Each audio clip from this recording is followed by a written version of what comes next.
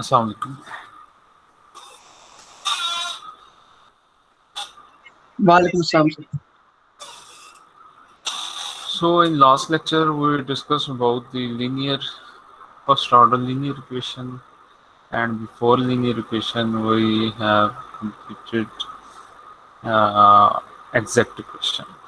So today our topic is non-exact equation, and we will discuss about the integrating factor, how we find the integrating factor and multiply the non-exact equation to make it the exact equation. So as we already know, m of xy dx plus nxy dy is equal to 0 is an equation in the form m of xy dx plus n of xy dy is equal to 0, and if m of y in partial m over partial y is equal to n of x mean is equal to partial n over partial x, if partial m over partial y is equal to partial n over partial x, then we can say the given equation is exact. But if partial m over partial y is not equal to partial n over partial x, then the given equation is non-exact or not exact. So if the equation is not exact, then what will we do to make it exact?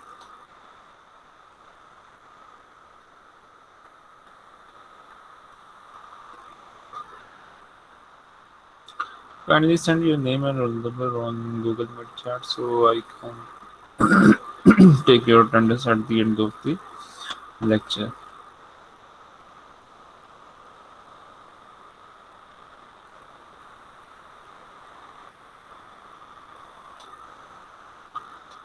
So is not exact as written, then there exists a function mu xy such that the equivalent equation obtained by multiplying both sides of this equation by mu. So we have a factor which is mu of xy. If we multiply a factor this with this equation 1, let's say this is equation 1, then we multiply both side a factor with mu. After multiplying this equation with mu, this equation will convert into exact form. तो कहने का मतलब ये है कि last lecture में हमने ये देखा कि इस फॉर्म की जो इक्वेशंस हैं उसमें हम क्या करते हैं कि इसको एज ए एम कंसिडर करते हैं और इसको एज ए एन कंसिडर करते हैं। ठीक है, अगर मैं एग्जैक्ट नॉन एग्जैक्ट की बात करूं, मैं ज़रा उसको थोड़ा सा दोहरा देता हूँ ताकि आपको जो है इसमें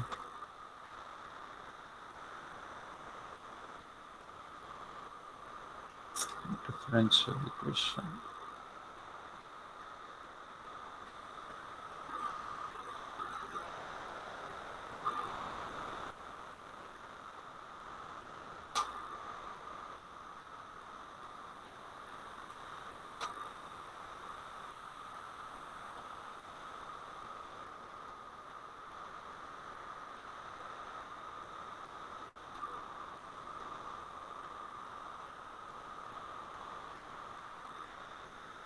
तो अगर मैं इसकी बात करूं एग्जैक्ट इक्वेशन की, लास्ट टाइम ये नजर आ रहा है exact equation anyone? Yes sir. ठीक है, देखें लास्ट टाइम हमने कहा था कि ये एग्जैक्ट इक्वेशन है। ठीक है, अगर उसको हम ये कहें कि partial m over partial y is equal to partial n over partial x के बराबर है, अगर गिवन इक्वेशन हमें फॉर एग्जांपल गिवन इक्वेशन है, हमने उसकी एग्जैक्टनेस फाइंड करनी है, तो हम कैसे फाइंड करते थे? Partial m over partial y, this function is equal to m, this function is equal to n, और हम उसका partial y with respect to लेते थे m का, and we take the partial x with respect to x of the n. If both are equal then we can say the given equation is exact. और उसका solution हम कैसे करते थे? Solution सबसे पहले हम उसकी एग्जैक्टनेस चेक करते थे, और सोल्यूशन के अंदर मैंने आपको एक तरीका बताया था, या तो हम दोनों बोथ साइड का इंटीग्रेट उसका इंटीग्रल लेते थे, ठीक है, या फिर हम क्या करते थे,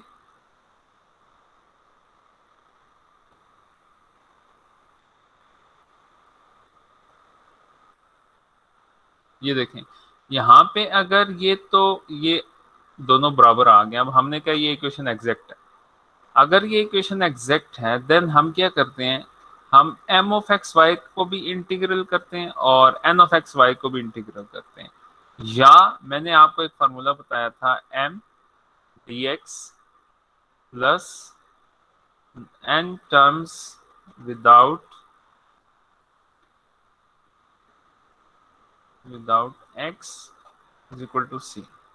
ठीक है, हम दोनों का इंटीग्रल लेते थे, m का विद रिस्पेक्ट टू x और n का विद dy. यहाँ पे आपने विदाउट x, यानी यहाँ कोई ऐसी टर्म नहीं लिखनी जो n के अंदर x अगर उसमें हो तो हम वो इक्वेशन नहीं लिखते थे.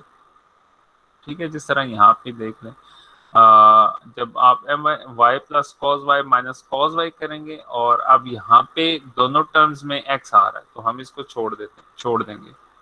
ठीक है, तो ये था हमारा. वो क्यों छोड़ देंगे? बेसिकली जब हम इसको फाइनली इसमें लिखते थे तो जो रिपीटिंग टर्म्स हैं हम उनको नहीं लिखते. ठीक है, तो ये देखें इसमें भी एक्स वाई आ रहा है, इसमें भी एक्स वाई आ रहा है, एक्स कॉस वाई आ रहा है, एक्स कॉस वाई आ रहा है. तो इसलिए जो एक्स टर्म्स हैं हम उनको इसलिए नहीं करते कि वो कॉमन आ जाती हैं, तो हम कॉमन की जो इक्वेशन वैल्यूज हैं वो इसमें ऐड नहीं करते थे दोनों का.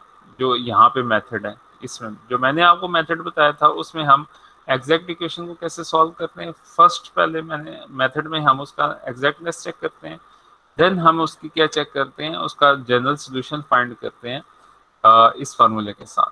ठीक है, तो उस फार्मूले में क्या m जो हमें गिवन है, ये जो आपने फाइंड किया हुआ है, n without axis without x term आपने डालना है और इज इक्वल टू आपने एक कांस्टेंट आर्बिट्रेरी कांस्टेंट है उसे कर देना. तो ये हमारा जो लास्ट लेक्चर था उसमें. अब देखें अगर फर्स्ट पे ही फॉर एग्जांपल हमने ये इक्वेशन हमें गिवन है और हमने उसकी एग्जैक्टनेस चेक की है तो हमें नजर आया कि ये इक्वेशन एग्जैक्ट नहीं है, यानी कि partial m over partial y is not equal to partial n over partial x. Then what will we do if these both terms are not equal? So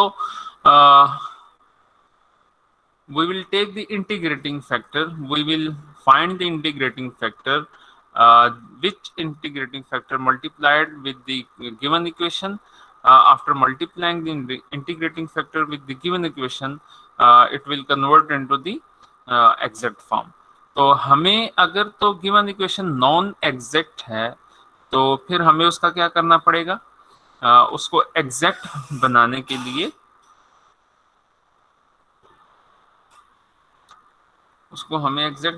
लिए क्या करना पड़ेगा, एक इंटीग्रेटिंग फैक्टर फाइंड करना पड़ेगा. ये इंटीग्रेटिंग फैक्टर जब हम फाइंड करेंगे तो उस इंटीग्रेटिंग फैक्टर को हमने मल्टीप्लाई करना है गिवन इक्वेशन के साथ. जब हम उसको मल्टीप्लाई करेंगे गिवन इक्वेशन के साथ तो फिर क्या होगा, फिर ये होगा कि जो गिवन इक्वेशन है वो ऑटोमेटिकली कन्वर्ट हो जाएगी एग्जैक्ट इक्वेशन में. मतलब अब जब दोबारा उसका आप partial m over partial y करेंगे और partial n over partial x करेंगे तो वो इक्वल हो जाएंगे. ठीक है, बट वो इंटीग्रेटिंग फैक्टर आएगा कैसे, क्वेश्चन ये है ना, असल तो क्वेश्चन ये है. वरना अब जब ये इक्वेशन एग्जैक्ट बन जाए, ये गिवन इक्वेशन एग्जैक्ट बन जाए तो हमने पहले से मेथड पढ़ा हुआ है कि आपने उसकी एग्जैक्टनेस चेक करनी है. देन जनरल सॉल्यूशन के लिए आपने integral of partial m dx plus integral on f without without x और इक्वल टू एक आर्बिट्रेरी कांस्टेंट। ठीक है, ये हमने देखा हुआ था।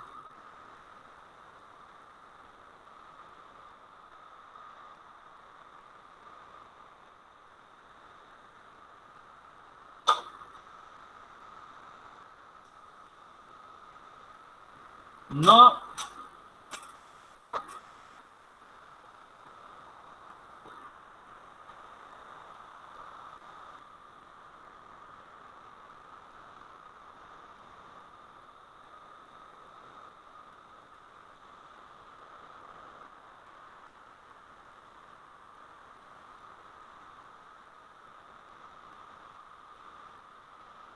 इसमें हम देखें एग्जैक्टनेस आप कैसे चेक करते हैं। एग्जैक्टनेस की एक एग्जांपल ताकि आपको रिपीट हो जाए, हमारा ये जो लेक्चर है थोड़ा सा इजी हो जाए आपके लिए। ये 2-3 हफ्ते पहले का लेक्चर है, इसलिए शायद आपको ये थोड़ा सा मिस हो गया। फॉर एग्जाम्पल, मैं एक एग्जाम्पल हमने शायद की है, इसे मैं दोबारा रिपीट करता हूँ। 3x² y प्लस 2 3x, ठीक है, plus 2 dx plus x³ plus y dy is equal to 0। तो ये फॉर एग्जांपल गिवन इक्वेशन है। मैं एग्जैक्ट इक्वेशन की बात कर रहा हूँ। अब सबसे पहले हम क्या बात करेंगे कि ये चेक करेंगे कि हमारी जो गिवन इक्वेशन है वो एग्जैक्ट है या नॉन एग्जैक्ट। तो एग्जैक्ट कब होगी, जब एम वाई इज इक्वल होगा एन एक्स की। एम वाई का क्या मतलब है, एम को विद रिस्पेक्ट टू वाई हम इसका पार्शियल डिफरेंशियल लेंगे, एन को विद रिस्पेक्ट टू एक्स हम पार्शियल डिफरेंशियल लेंगे। तो इस इक्वेशन में हम ये भी डिफाइन करते थे कि ये जो टर्म है ये मेरी इक्वल है एम, और ये टर्म है मेरी n. So m is equal to 3x² y plus 2 and जो n है वो किसके इक्वल है, n इज इक्वल टू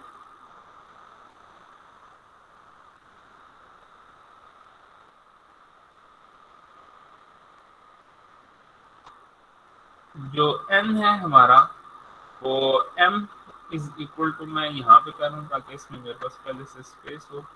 हम इसको change 3x² y plus 2 and n is equal to x³ plus y। ठीक है, तो m और n आ गया। अब मैंने इसका क्या फाइंड करना है, m ऑफ y, मीन के partial m over partial y। तो क्या होगा, इसको विद रिस्पेक्ट टू y हमने सॉल्व करना। जब विद रिस्पेक्ट टू y करेंगे तो ये हमारा वेरिएबल होगा, x और 3 हमारे कांस्टेंट होंगे। तो x और 3 आप ऐसे ही लिखेंगे, 3x²। y का डेरिवेटिव क्या होगा, 1 प्लस 2 भी एक कांस्टेंट है तो 3x² आ जाएगा। ठीक है, यानी कि पार्शियल y इस m का जब विद रिस्पेक्ट टू y हमने पार्शियल लिया तो आपके पास क्या आया, 3x²।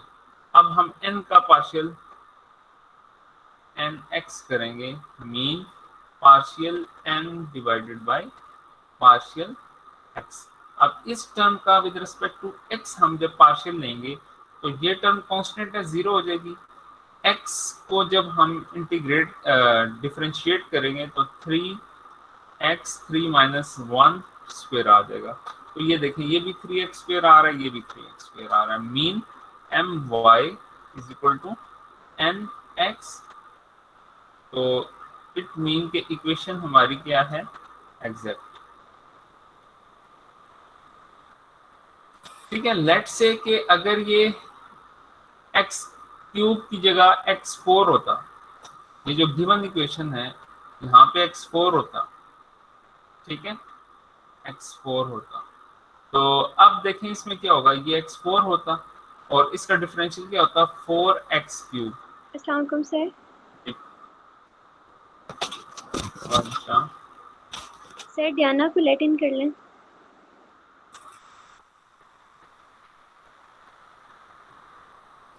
आई नहीं है, इसलिए दोबारा करें।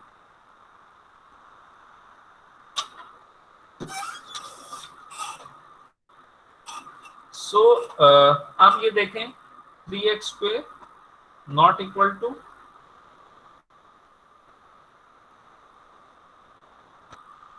not equal to 4x cube. So the given equation is non-exact. अब एग्जैक्ट जब थी तो हम उस पर डायरेक्ट ये फार्मूला लगाते थे, ठीक है, एम डी एक्स। मैं इसलिए ये बार बार लिखता हूँ ताकि ये आपके जहन में रहे। N terms without x, paper ठीक हुआ था आप लोगों का, इज इक्वल टू सी, ठीक है। तो ये था एग्जैक्ट का जनरल सॉल्यूशन। अब जब हमें नॉन एग्जैक्ट इक्वेशन गिवन हो, हमने पहले उसे एग्जैक्ट बनाना है। जब आप उसे एग्जैक्ट बना लेंगे देन आप उसे यही इसी फार्मूले से सॉल्व करें, ठीक है। सो ये जो म्यू है बेसिकली ये वो फैक्टर है जो कि जिसको हम कहते हैं integrating factor.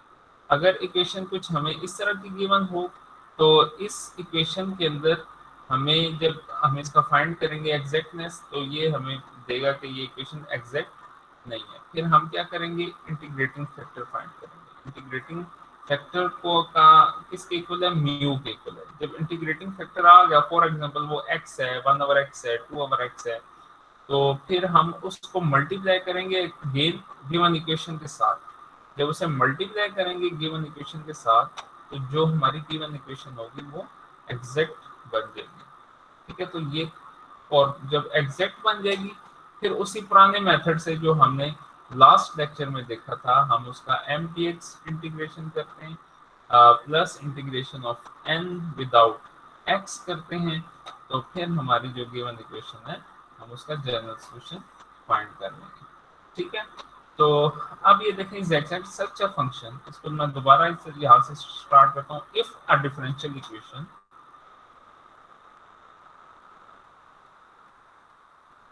of the form m of xy dx plus n of xy dy is equal to 0 is not exact as written, then these exist a function mu xy such that the equivalent equation obtained by multiplying both sides of mu।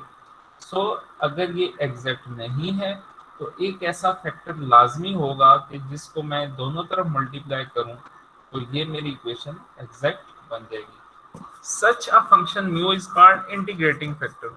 अब वो जो function है जिसको हमने multiply किया है वो basically क्या चीज है, इंटीग्रेटिंग फैक्टर है। हमने लास्ट लेक्चर में भी इंटीग्रेटिंग फैक्टर निकाला था लीनियर इक्वेशन में, और लीनियर इक्वेशन को सॉल्व कर कैसे हमने किया था, इंटीग्रेटिंग बेसिकली फैक्टर से ही हमने सॉल्व किया था, ठीक है। तो वो आपको पता होना चाहिए इंटीग्रेटिंग फैक्टर हमने कैसे निकाला था।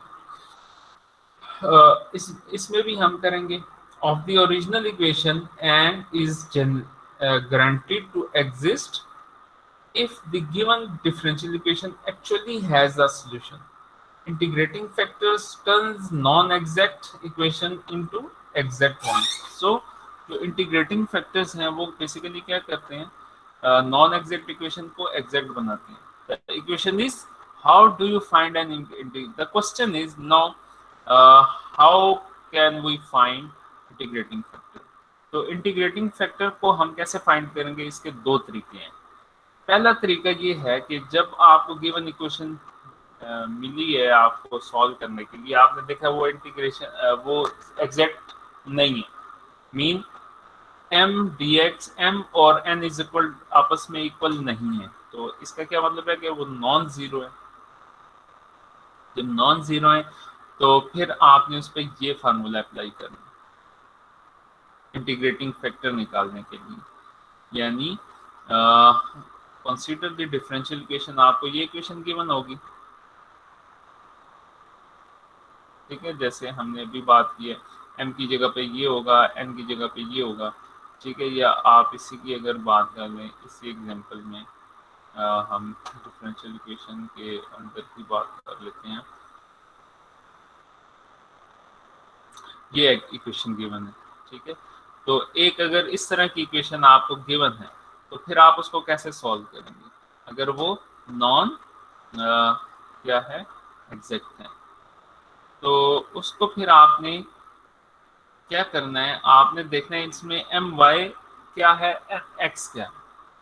एम वाई जो आपने पहले से निकाला होगा, एन एक्स जो आपने पहले से निकाला होगा, और एम जो आपके पास ये चीज है, ठीक है। ये देखें, जब ये आपके पास गिवन इक्वेशन है, तो सबसे पहले आपने क्या करना है, m is equal to 3x² y plus 2, ये आपका m है, और आपका n किसके इक्वल है, x³ प्लस y, ठीक है। अब आपने mx निकाल लेना, तो mx with respect to my निकालना है, तो my with respect to m with respect to y क्या होगा, पार्शियल डिफरेंशियल इसका, ये y का 1 हो जाएगा, तो 3x², ठीक है। इसी तरह nx क्या होगा, nx आपके पास विद रिस्पेक्ट टू x, तो ये भी 3x² हो जाएगा, ठीक है।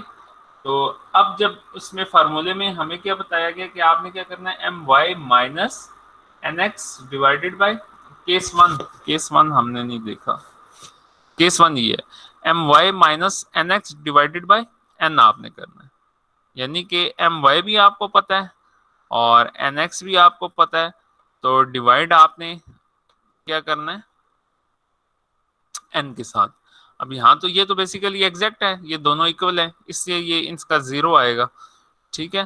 तो जब डिफरेंट होगा तो इसका आंसर भी डिफरेंट आएगा। तो फॉर एग्जांपल मैं कहता हूँ कि मेरे पास एम वाई ही आया था और एन एक्स जो आया था वो आया था 3x³ लेट से, ठीक है, 3x³। तो आपका ये फार्मूला कैसे बनेगा, 3x² minus 3x³ divided by n। अब n क्या है, n आपके पास ये x³ प्लस y, तो x³ प्लस y। अब इसमें एक चीज का आपने ध्यान रखना है, वो ध्यान ये रखना है कि आपके पास जब आप इसको सॉल्व करेंगे, तो जो आपका आंसर आएगा वो या तो x टर्म में आए या y टर्म में आए, ठीक है। अब यहाँ पे देखिए क्या लिखा हुआ है, x, तो अगर nx बाद में है तो उसको x टर्म में आना चाहिए, यानी आपका जो अब आंसर आएगा उसको क्या होना चाहिए,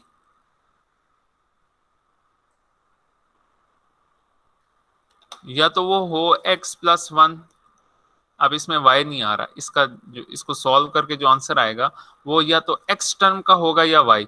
तो केस 1 के अंदर आपका x टर्म का होना चाहिए, केस 2 के अंदर वो हम देखते हैं y टर्म का होना चाहिए। तो अगर तो इसमें देखें फॉर एग्जांपल इसका आंसर आपका x प्लस 1 आता है या x² आता है, या आपके पास लेट से एक कांस्टेंट 2 आ जाता है, तो 2 में भी हम ये कह सकते हैं कि x की पावर 0 है, ठीक है। x इस 2 के साथ x है, अगर सिर्फ कांस्टेंट आ रहा है तब भी ठीक है, या ओनली x की फॉर्म में, ये आपने ज़हन में रखता है। ये अगर आए x y प्लस 1, ये एक्सेप्टेबल नहीं है। इसका मतलब ये है कि अगर आपके पास केस 1 को अप्लाई करते हुए जो आपका आंसर है उसमें एक टर्म x बच रही है, फिर तो आप इंटीग्रेटिंग फैक्टर आप निकालेंगे। अदरवाइज अगर उसमें y की फैक्टर भी आ रहा है, y का टर्म, y की जो वेरिएबल है वो भी उसमें आ रहा है, तो केस 1 जो है वो फेल हो जाएगा हमारा, ठीक है। फिर हम केस 2 अप्लाई करेंगे।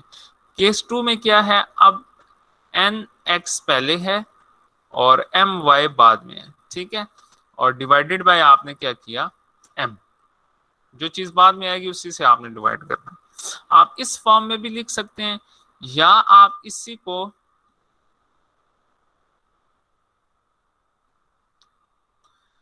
देखें, इसी को आप ऊपर नीचे माइनस से मल्टीप्लाई कर दें,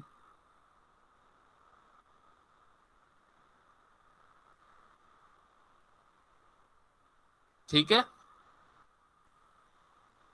N x y minus m y divided by m, तो इसने अब यहाँ पे क्या हुआ है, बेसिकली यही चीज है, बट इसने m y minus n x को छेड़ा नहीं है, नीचे माइनस एम लगा दिया। तो मैंने क्या किया, n x minus m y, आप ये भी उधर ले जाएं, ये भी आपका सेट हो जाएगा, यानी माइनस साइन आपका नहीं आएगा। तो इस तरह भी सॉल्व कर सकते हैं, या आप इसको एम वाई को उधर ही रहने दें, minus n x divided by minus m का, ठीक है, इसको माइनस से मल्टीप्लाई करें, इसको भी माइनस से मल्टीप्लाई करें, तो ये एक ही चीज बन जाएगी। ये इसको माइनस से मल्टीप्लाई करेंगे, ये चीज प्लस हो जाएगी, पहले आ जाएगी, ये माइनस हो जाएगी, बाद में आ जाएगी, और ये माइनस इसके साथ माइनस आ जाएगा, एक ही बात है, ठीक है। तो आप इस तरह सॉल्व करें या इस तरह सॉल्व करें।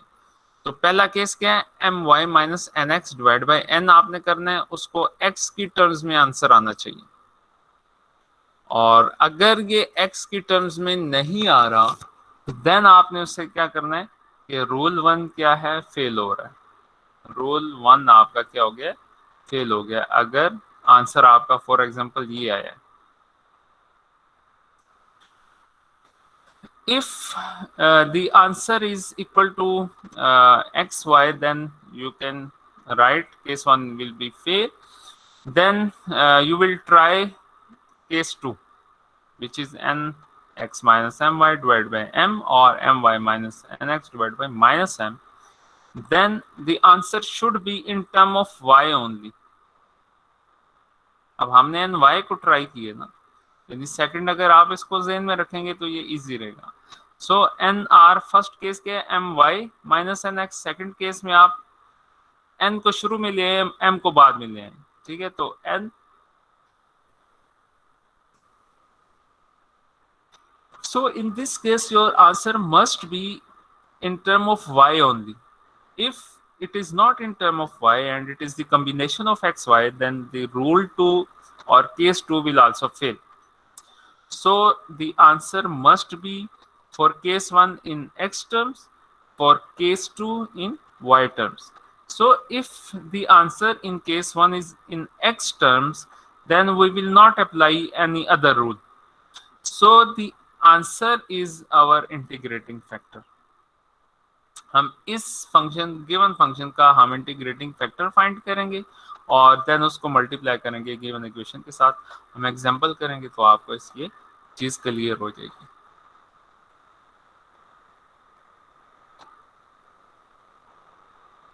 अब देखिए, वो जो आपके पास फॉर एग्जांपल मैंने इसको सॉल्व किया और मेरे पास एक आंसर आया 1/x, ठीक है। यहां से केस 1 से मेरे पास एक आंसर आया 1/x। अब इस 1/x को मैं इंटीग्रेटिंग फैक्टर से सॉल्व करूंगा, और लास्ट क्लास में हम पढ़ चुके हैं लीनियर इक्वेशन में e टू रेज पावर हम इंटीग्रेटिंग फैक्टर कैसे लेते हैं, e to raise power integral exponential का इंटीग्रल हम लेते हैं, इंटीग्रल का एक्सपोनेंशियल लेते हैं, देन 1/x वो जो आपने फैक्टर निकाला था यहाँ से केस 1 dx, ठीक है। अगर आपने पहला केस किया, अगर दूसरा केस किया तो विद रिस्पेक्ट टू dy आप उसको करेंगे, ठीक है। तो इसको सॉल्व करेंगे, इसको फॉर एग्जाम्पल सॉल्व करने से मेरे पास आ रहा है e टू रेज पर नेचुरल लॉग ऑफ x, तो नेचुरल लॉग से कैंसिल हो जाएगा, तो इंटीग्रेटिंग फैक्टर आपके पास क्या आया इस वक्त x। अब ये x जो है ये हमने मल्टीप्लाई करना है अपनी इक्वेशन 1 के साथ, जब इससे मल्टीप्लाई करेंगे ये एग्जैक्ट होगी, अब उसे एग्जैक्ट के तरीके से हम सॉल्व करेंगे। सो केस 2 भी आपको समझ आ गई है। अब केस 2 में आपने वही करना है, ये जो आपका आंसर आना चाहिए is a function of y only. ये इसको थोड़ा सा पढ़ लेते हैं, हमने पढ़ा नहीं है, मैं आपको समझा दिया। Case 1, consider the differential equation m dx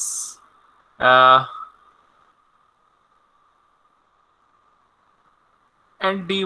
If this equation is not exact, then my will not equal to nx, that is my minus nx is equal to not 0. However, if my minus nx divided by n is a function of x only, let it be denoted epsilon x, then आपके पास ये आ जाएगा। तो इसमें जो इसने अंग्रेजी लिखी है वो मैंने आपको उर्दू में थोड़ा सा एक्सप्लेन कर दिया है। कि आपने करना क्या है, आपने ये करना है कि केस फर्स्ट चेक करना है। अगर आपने देखा है कि इक्वेशन नॉन एग्जैक्ट है, केस वन अप्लाई आपने करना है। केस वन में आपने ये फाइंड करना है कि जो आपका आंसर आ रहा है वो in term of x only आ रहा है। अगर एक्स ओनली आ रहा है तो इंटीग्रेटिंग फैक्टर आपने उसका एक्सपोनेंशियल इंटीग्रल उसका लेना है। तो जो वहाँ से आएगा, लेट से हमने जैसे मेरे पास इसको सॉल्व करके मेरे पास 1/x आंसर आया, मैंने उसका इंटीग्रेटिंग फैक्टर लिया, इंटीग्रेटिंग फैक्टर के बाद मेरे पास x आया। अब ये मेरा इंटीग्रेटिंग फैक्टर है। अब इस x को मैं बेसिकली अपने गिवन इक्वेशन के साथ मल्टीप्लाई करूंगा, तब मेरा आंसर जो है, जो नॉन एग्जैक्ट इक्वेशन है वो एग्जैक्ट बनेगी। इसी तरह अगर केस वन फेल हो जाता है, मीन कि जो मेरे पास आंसर आ रहा है वो not in term of x आ रहा है बल्कि both combination of x and y आ रहा है, देन हम क्या करेंगे कि उसको केस टू अप्लाई करेंगे, केस टू और रूल टू अप्लाई करेंगे। रूल टू में क्या है, मैंने आपको बताया, आप एस को ऐसे भी कर सकते हैं या आप एन एक्स। देखें हम बेसिकली ये कर क्या रहे हैं, हमने ये कहा था ना कि अगर एग्जैक्ट है तो एम वाई इक्वल होगी एन एक्स के, ठीक है। तो अगर वो नहीं है तो इसका मतलब है वो किसी चीज के इक्वल है, ठीक है। तो बेसिकली अब मैं इस एन एक्स को उठा के जब इधर लेता हूं तो ये क्या हो जाती है, m y minus n x divided by n, ठीक है। अगर ये चीज फेल हो जाती है तो मैं दूसरा तरीका क्या करता हूँ, इसको इधर ही रहने देता हूँ, इसको ले जाता हूँ उस तरफ। यानी पहले एन एक्स इस तरफ आया था माइनस होकर, अब एन एक्स अपनी जगह पे है, एन एक्स अपनी जगह पे है, यहां से ये उस तरफ गया माइनस हुआ, तो n x minus m y divided by m, ठीक है। तो ऐसे होगा ये। तो यानी ये इक्वल नहीं हो रहे ना नॉन एग्जैक्ट में, मतलब ये कि जब ये इक्वल नहीं होंगे तो ये जब इस तरफ आएगा तो यहाँ कुछ ना कुछ टर्म होगी, जीरो नहीं होगा, ठीक है। अगर जीरो है तो इसका मतलब ये जीरो के इक्वल नहीं है, यहाँ पे कोई एक्स्ट्रा टर्म है। सो एग्जांपल इसकी देखते हैं।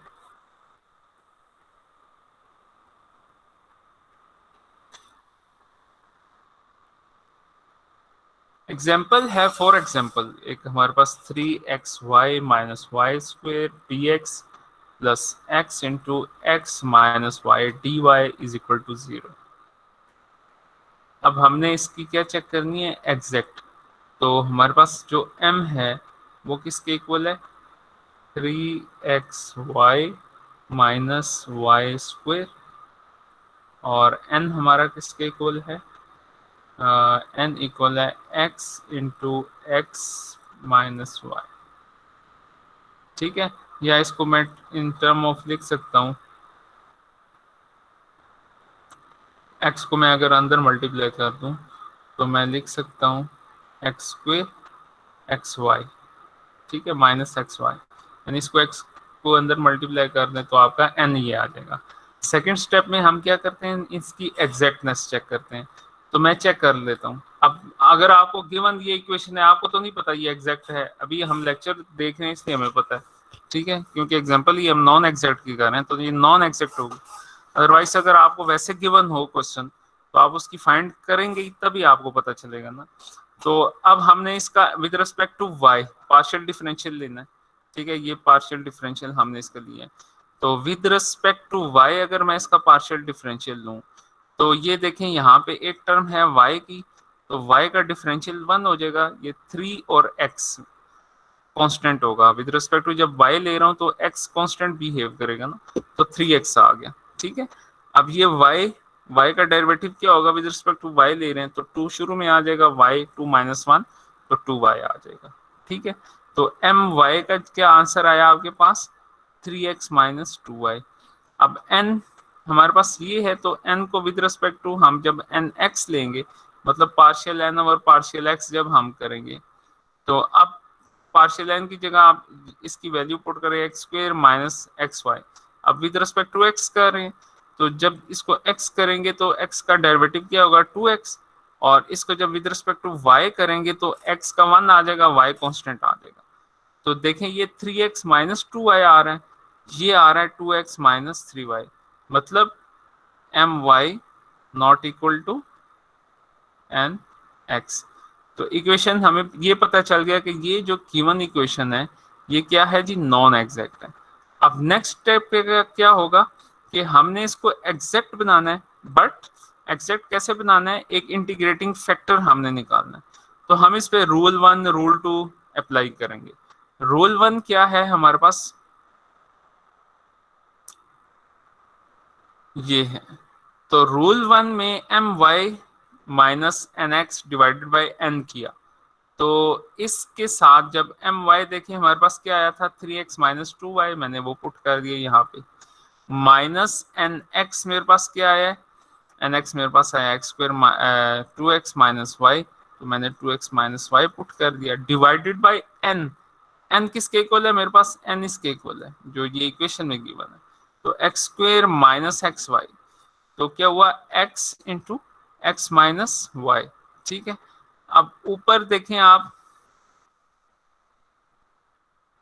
इसको जब ओपन करेंगे तो 3x minus 2y minus 2x minus y, तो माइनस 2y में से माइनस वाई, ये माइनस माइनस प्लस हो जाएगा, इसको जरा ओपन कर लेते हैं एक बार। 3x minus 2y minus 2x minus minus plus y, तो 3x minus 2x minus 2y plus y, तो 3x में से 2 निकाला तो x बचा। ठीक है, माइनस 2y प्लस वाई, तो माइनस वाई, तो ऊपर आपके पास क्या आएगा, x माइनस वाई। ठीक है, अब नीचे आप देखें x into x minus y पहले से है जो n है, तो ये जो x है इसके साथ कैंसिल हो जाएगा। अब आपके पास पीछे क्या बचा आंसर में, 1/x। अब ये देखें इसका आंसर विद रिस्पेक्ट टू क्या आ रहा है, x ओनली आ रहा है। तो इट मीन के ये मेरा इंटीग्रेटिंग फैक्टर इससे निकल आएगा। अब अगर ये फॉर एग्जांपल आता 1/x y, तो इस ये रूल फेल हो जाता, यानी y की टर्म भी अगर साथ आती तो रूल फेल हो जाता। अब 1/x है, इट मीन ये रूल हमारा ठीक है। अब नेक्स्ट स्टेप हम क्या करेंगे, इंटीग्रेटिंग फैक्टर हम लेंगे। नो इंटीग्रेटिंग फैक्टर आपने इसका निकालना है, integrating factor is equal to e to raise power integral 1/x dx। तो इसका सिंपल है, नेचुरल लॉग 1/x का इंटीग्रल क्या होगा, natural log of x e to raise power, और e to raise power x और नेचुरल लॉग आपस में क्या है, एक्सपोनेंशियल ऑपोजिट है, ये कैंसिल हो जाएंगे आपस में। आपके पास आंसर क्या आएगा, ओनली x। ठीक है, अब इंटीग्रेटिंग फैक्टर आपके पास क्या आ गया, इज इक्वल टू x। ठीक है, अब हमने इस x को, ऊपर हमने डेफिनेशन में देखा था कि वो x क्या चीज है, बेसिकली म्यू है। ठीक है, अगर आप ये इसके ना भी इक्वल रखें म्यू के तो ये कंफ्यूज ना हो। ठीक है, अब इंटीग्रेटिंग जब फैक्टर आ गया, इसको डायरेक्टली हम मल्टीप्लाई करेंगे, जो गिवन इक्वेशन है मेरी ये, इसको आप 1 का नाम दे दें। ठीक है, अब x से इसको मल्टीप्लाई करें तो ये नई इक्वेशन बनेगी। वो नई इक्वेशन क्या बनेगी, अब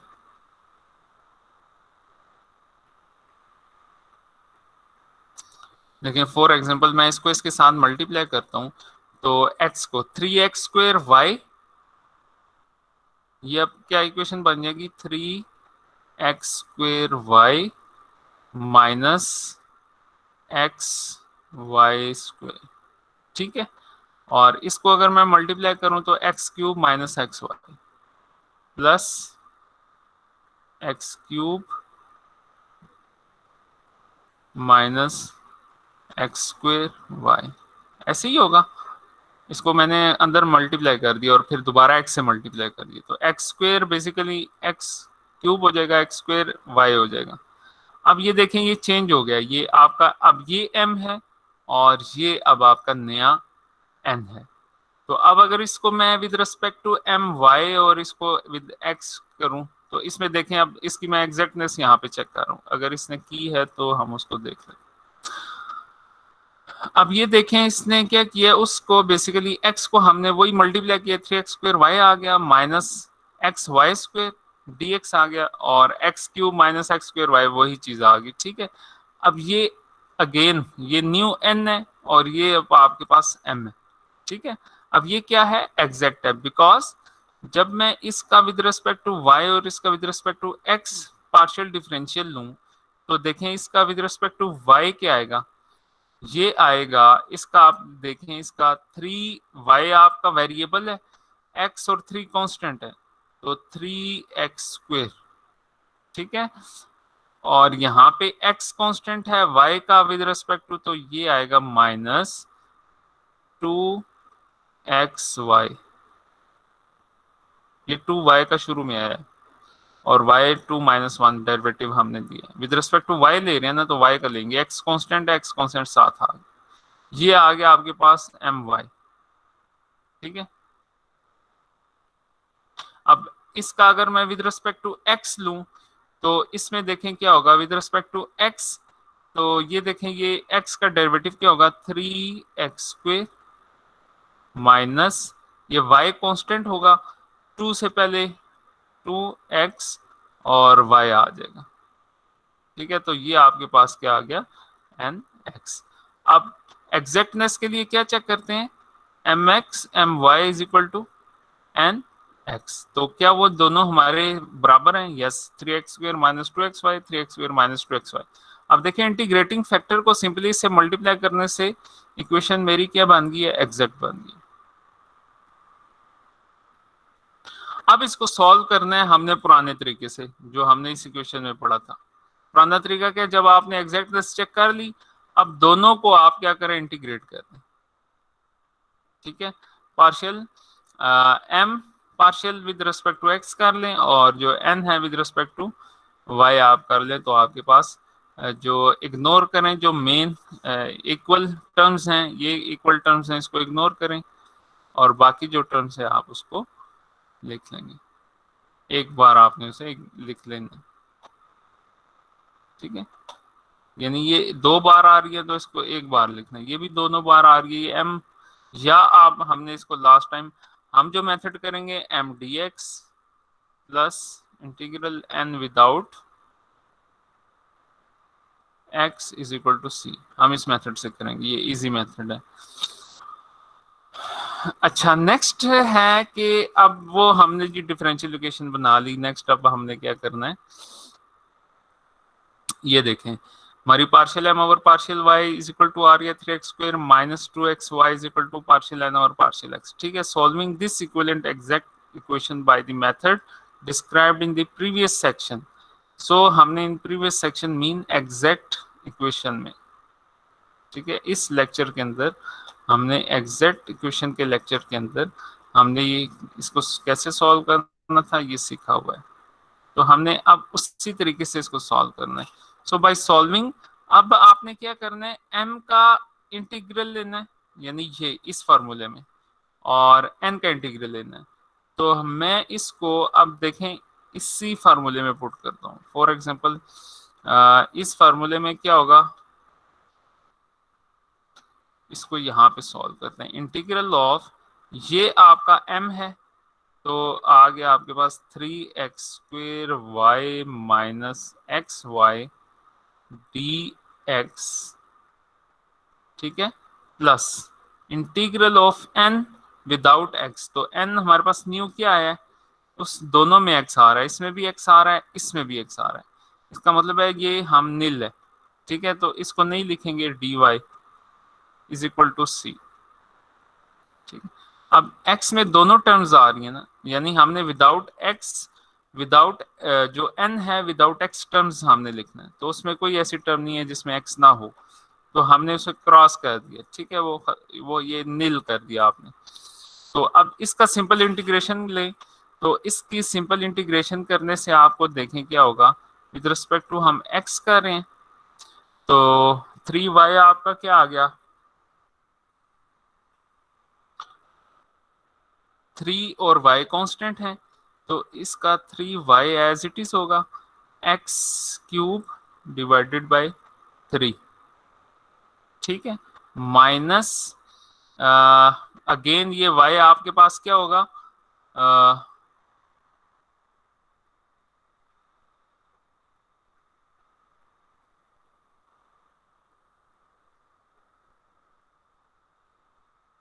y as it is with respect to x कर रहे हैं, तो y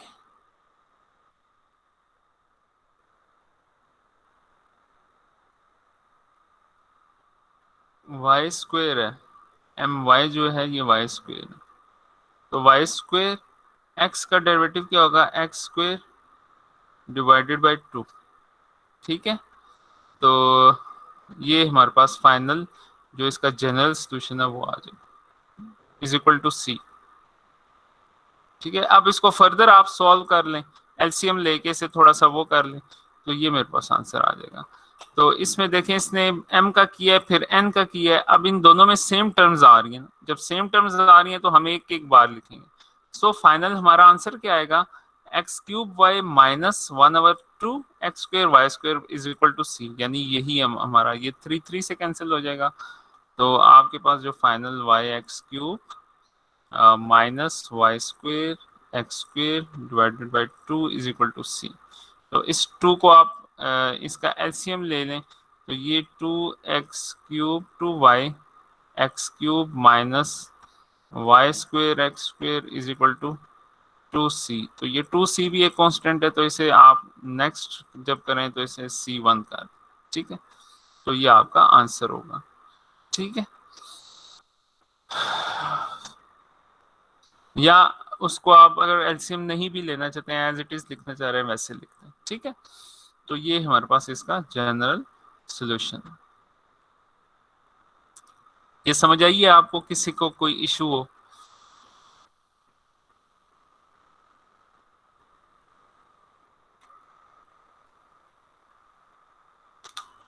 किसी का क्वेश्चन हो मुझसे पूछ लें, भी नेक्स्ट एग्जांपल करते हैं फिर।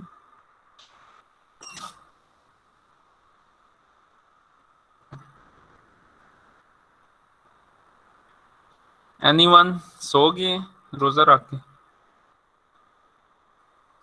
कौन जाग रहा है? सर मोहम्मद वली जाग। जाग रही। नो सर, क्लियर है। अच्छा क्लियर है, गुड। अब देखें इक्वेशन एग्जांपल 2 के अंदर, इन एग्जांपल 2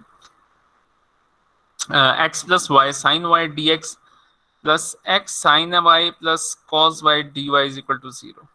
ठीक है, is not exact. Since why it is not exact? Because if we take this function as m and take this function as n, then we differentiate partially m with respect to my and n with respect to nx. तो ये मेरा m है, this is the n, so take the differential, इसने अब direct किया हुआ है। ठीक है, फॉर एग्जांपल मैं इसका डिफरेंशियल लेता हूं, तो देखें इसका डिफरेंशियल क्या आएगा। एम जो है आपके पास, इसका ट्रिकी है जरा सा डिफरेंशियल। एम है आपके पास x plus y into sine of y. ठीक है, तो एम वाई आपके पास क्या होगा, इसको मैं अंदर मल्टीप्लाई कर देता हूँ, x sine of x x sine of y plus y sine of y. ठीक है, विद रिस्पेक्ट टू हमने इसका पार्शियल, और पार्शियल क्या लेना है, वाई लेना है। अब देखें इसको अगर मैं करूं, तो इसका आप डिफरेंशियल लें, तो ये क्या होगा,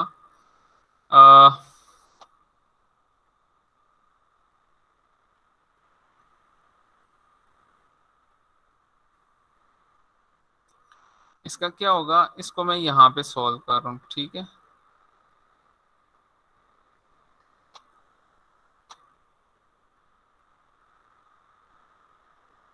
इसको आप ये कर लें कि इस इक्वेशन को हम ऊपर सॉल्व कर रहे हैं। अब इसका डिफरेंशियल लें तो x as a constant as it is आ जाएगा, और साइन y का क्या होता है डेरिवेटिव अलीना?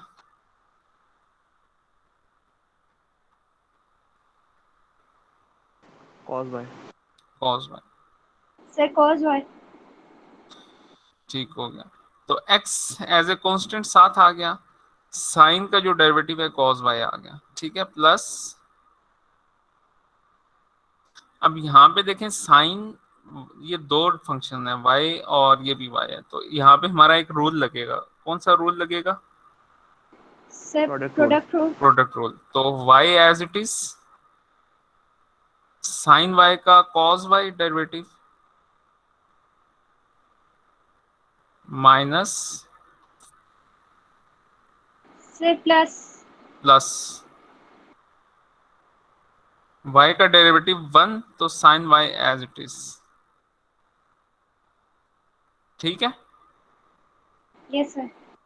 अब ये देखें x cos y और y cos y, इसमें से अगर मैं कॉमन ले लूं cos y तो x plus y cos y हो जाएगा, x प्लस वाई में से cos y मैं क्या कर रहा हूं, कॉमन ले रहा हूं, तो cos y plus sine y, ठीक है। तो ये मेरे पास क्या आ गया, my, ठीक है। अब अगर मैं n निकालूं तो n का विद रिस्पेक्ट टू x लूं, तो इसको अगर मैं करूं पार्शियल ओवर पार्शियल x, तो इसमें देखें क्या होगा, विद रिस्पेक्ट टू x ये साइन y कांस्टेंट है, तो x का डेरिवेटिव आपके पास साइन y आएगा, प्लस cos y हम x के साथ कर रहे हैं तो ये 0 होगा, ठीक है, प्लस 0। तो पार्शियल और पार्शियल x जो है वो ओनली साइन y आ रहा है, ठीक है। ये हमारे पास ये आ रहा है my, और ny हमारे पास nx हमारे पास क्या आ रहा है, ओनली साइन y। तो आप क्या कह सकते हैं, जो my है नॉट इक्वल है किसके, nx के। So the equation is not exact, ठीक है। अब नॉट एग्जैक्ट है तो फिर हम क्या करें जी, नॉट एग्जैक्ट है, फिर वही रूल 1 रूल 2 हमने अप्लाई करना है। तो इस पे अगर मैं रूल 1 अप्लाई करता हूं,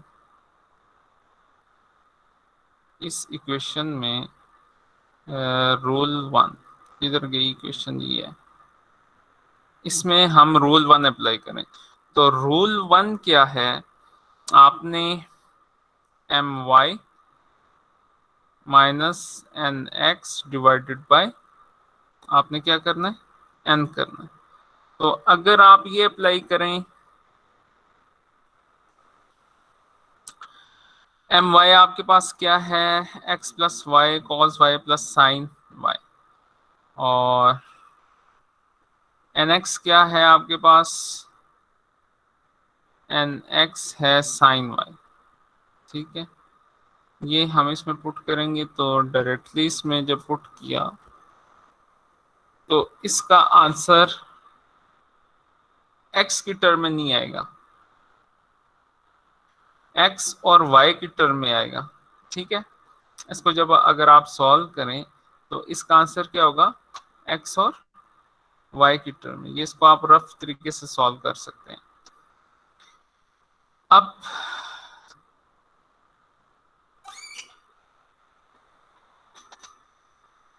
फॉर एग्जांपल आपके पास लेट्स से कि my ये आ गया डिवाइडेड बाय nx, मेरे पास साइन y आ रहा था, तो इसी को मैं अगर यहाँ पे देखें ये सिर्फ साइन y है, और लेट्स से कि इधर n है, पहला रूल मैं अप्लाई कर रहा हूँ my minus nx divided by n, और ये हमने सॉल्व किया, ठीक है।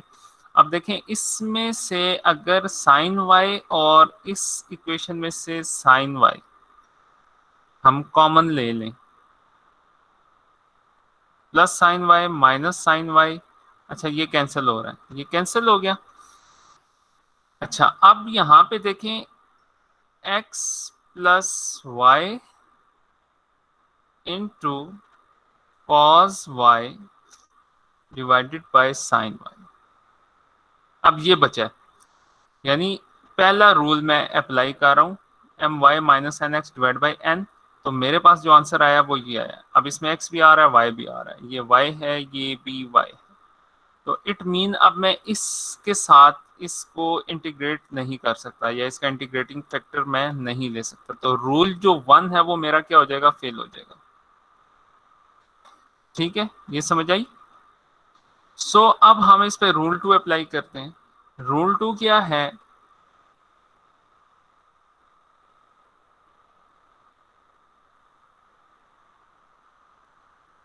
रूल 2 सीधा सा है, जिसमें आपने सिंपल उसे m y minus n x divided by minus m y किया, तो आपके पास ये आंसर है। लेट से हम इसको अगर इस तरीके से सॉल्व करें, जो n x minus m y divided by m के साथ हम सॉल्व करें, तो एन एक्स मेरे पास क्या आया था, साइन वाई। तो sine y minus minus x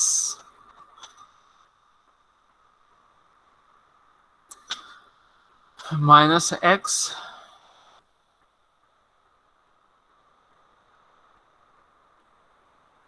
plus y cos y, ये वाई आ गया मेरे पास, प्लस साइन वाई इसके साथ आ रहा, प्लस साइन वाई। ठीक है, डिवाइडेड बाय माइनस, माइनस नहीं होगा, m एज इट इज हो जाएगा, जो कि क्या है, x plus y sine y. अब देख, इस माइनस को जब हम अंदर मल्टीप्लाई करेंगे, ये टर्म माइनस हो जाएगी और ये टर्म भी माइनस हो जाएगी। तो ये माइनस इसके साथ कैंसिल हो जाएगा, पीछे आपके पास ये बचेगा। इसमें से भी कॉज ये वाली टर्म आपस में कैंसिल हो जाएगी, तो सिंपली माइनस वही चीज बच रही है, minus cos y divided by sine y. ठीक है, तो आप इस तरीके से सॉल्व करें, ये इजी रहेगा, या इस तरीके से सॉल्व करें। इसमें ये है कि आपको ये साइन याद रखने की जरूरत नहीं है, बल्कि आपने जो बाद की टर्म है उसको आपने सॉल्व करना है। तो हमारे पास ये जो आंसर आया, ये इन टर्म्स ऑफ वाई है। इट मीन कि ये रूल पास है। रूल 2 जो है वो क्या हुआ है, पास हो गया। तो पास हो गए, तो अब हम इसका इंटीग्रेटिंग फैक्टर निकालेंगे। सिंपल, आपने इंटीग्रेटिंग फैक्टर इसका कैसे निकालना है, e to raise power minus cos y divided by sine y. तो इसका डेरिवेटिव ऊपर मौजूद है, साइन वाई का डेरिवेटिव क्या होता है, sir minus cos y, sorry sir cos y होता है, इंटीग्रल माइनस कॉस वाई होता है। हाँ, तो इसका डेरिवेटिव क्या होता है, कॉस वाई। तो ये माइनस हम बाहर ले जाएंगे। ठीक है, तो इसका डेरिवेटिव मौजूद है, तो इट मीन कि ये नेचुरल लॉग ऑफ 1/x की तरह बिहेव करेगा। ठीक है, 1/x, अब 1/x का भी इंटीग्रल ऊपर है, डेरिवेटिव है ना x1। तो ये क्या हो जाएगा, साइन y। अब ये माइनस है, माइनस ऊपर ले जाएं आप इस तरफ, तो इन ये होगा ln साइन इनवर्स। तो ln आपका e से कैंसल, तो ये आ जाएगा 1/sin y। ठीक है, तो एस इनवर्स को हम ऐसे लिख सकते हैं ना, साइन इनवर्स को 1/sin y। तो आपके पास ये चीज आ गई। अब ये 1/sin y आपके पास बेसिकली क्या आया, ये आ गया आपके पास 1/sin y is basically your integrating factor. ठीक है, ई टू रेज पावर में हमने जब इसको सॉल्व किया रखकर, तो हमारे पास 1/sin y आया, और ये हमारा इंटीग्रेटिंग फैक्टर है। अब इसको हम मल्टीप्लाई करेंगे, multiply integrating factor with equation 1, जो गिवन इक्वेशन है, उससे जब आप मल्टीप्लाई करेंगे, तो अब देखें 1/sin y को जब मैं इसके साथ गिवन इक्वेशन के साथ मल्टीप्लाई करता हूँ, ये गिवन इक्वेशन है। 1 ओवर साइन वाई, ये साइन वाई कैंसिल हो जाएगा, इसके साथ x बचेगा, साइन वाई कैंसिल हो जाएगा और cos y over sine y आ जाएगा। ठीक है, यहाँ पर तो नेक्स्ट जो आपके पास आएगा ये चीज आएगी x plus y d x. अब ये देखेंगे m है और x plus cos y sine y, ये मेरे पास n है। ठीक है, अब अगर मैं इसका देखूं कि जब मैंने मल्टीप्लाई किया इंटीग्रेटिंग फैक्टर्स के साथ, तो अब m भी चेंज हो गया और n भी चेंज हो गया। अब अगर मैं इसको देखूं कि ये एग्जैक्ट होगी है या नहीं, तो आप कैसे देखेंगे? अगेन इसको विद रिस्पेक्ट टू y करें पार्शियल, तो y आप लेंगे तो ये टर्म जीरो हो जाएगी, तो इसका इंटीग्रेशन क्या आएगा? 1, डेरिवेटिव इसका क्या आएगा? 1। ठीक है, y का विद रिस्पेक्ट टू y, इस m का विद रिस्पेक्ट टू y 1 आएगा। इसको हम nx के साथ करते हैं, तो nx का जब डेरिवेटिव हम लेंगे तो ये x का 1 आ जाएगा और ये y टर्म है सारी, ये कांस्टेंट होगी तो ये 0 हो जाएगी। तो देखें ये भी 1 आ रहा है, ये भी 1 आ रहा है। इट मीन कि nx is equal to 1 is equal to my। तो ये आपके पास इक्वेशन क्या है? बेसिकली अब एग्जैक्ट है। तो जब एग्जैक्ट है तो अब एग्जैक्ट को हम कैसे सॉल्व करते हैं? एग्जैक्ट को आप m dx plus n without x और dy। ठीक है, तो अब इसको मैं पुट करें ना m, इसको x plus y d x plus, अब इसमें टर्म्स विदाउट x एक ही टर्म है cos y over x y, तो ये आ जाएगा cos y ओवर sine y d y is equal to c. ठीक है, इज इक्वल टू सी। अब इसको जब आप इंटीग्रेट करेंगे तो आप देखें, इसको x को integrate with respect to x किया तो ये आएगा x square divided by 2 plus इसके साथ क्या आएगा? yx, ऐसे ही है, plus yes sir. cos y sine y को जब आप करेंगे तो इसका क्या आएगा? Natural log of y sine y, sir minus ln of r। Minus आएगा। Yes minus sir. क्यों आएगा? सर इंटीग्रेशन साइन की माइनस कॉस होती है।